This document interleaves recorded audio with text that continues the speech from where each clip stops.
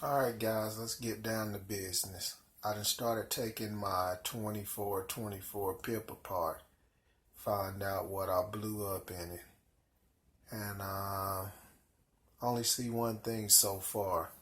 This capacitor right here. It's I don't know if y'all can see that, but the top of that capacitor is swole up and bulging, which means I sent too much power through it.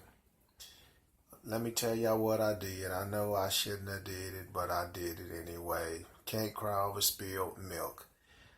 I used to run on this inverter. I used to run two 250 watt grid ties with this unit, and it would feed the loads in the house. So I got greedy. I said, well, if 500 watts work on it, let's try 1200. So I hooked a 1200 watt grid tie up to this. Worked fine for about 2 weeks. And keep in mind that I ran them two 250 watt ones on here for about 2 years.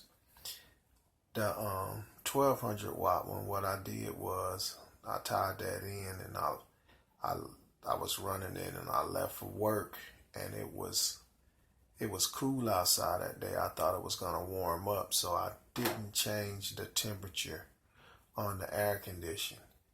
And what happened was it didn't warm up that day. The sun got up to its highest point, which made the grid tie put out maximum power, like 1200 watts. Power didn't have nowhere to go because the air condition wasn't running. It backfed back through the inverter and blew it up. So we're gonna see today what damage backfeeding power through the grid, through the not grid tie, but from the grid tie into the pips do to them. Let's get down to business. Okay guys, I'm back. Got it tore down. This is what I found. This capacitor here tested good. It read 1800 microfarads. This thing was reading 1790 something microfarads. So this one's good. The other one was no good. It didn't have no reading to it at all. It is completely burnt out. The MOSFETs, check this one out. Look at this one. It completely blew the hell out of this one. Let's see if I can get that to zoom in. Check that out. Here's another one. Look at this one.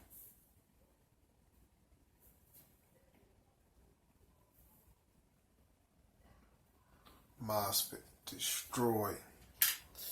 So I removed all of them. As you can see, that burnt spot right there, that's where the MOSFETs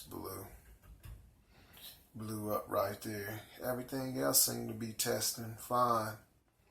I'm just going to replace all the MOSFETs and replace both of the capacitors. And I'm going to see if I can get this thing back to going. So the next video, hopefully, I have my parts. I'll be putting the parts in, and then I will be putting the unit back together, and we'll test it out and see if it works or if it don't. And yeah, so this right here is what happens when you put, here, let me show you what I did. Let me show you.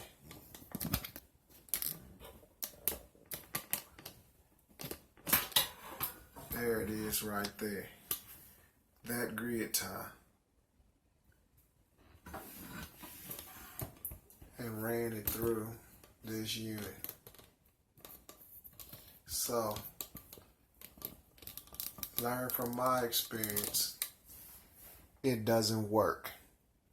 You can run small ones on there. Like I said, I was running 500 watts, which they wasn't putting out 500. They was probably putting out maybe about 375, 400 watts. That one there would put out 1200. I seen it do 1200.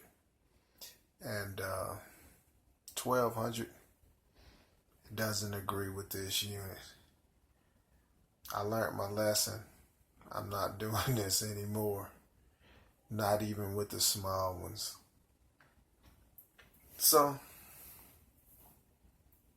this right here, somebody tells you you can run a grid tie with the pips, send this video to them, because this is what you end up with.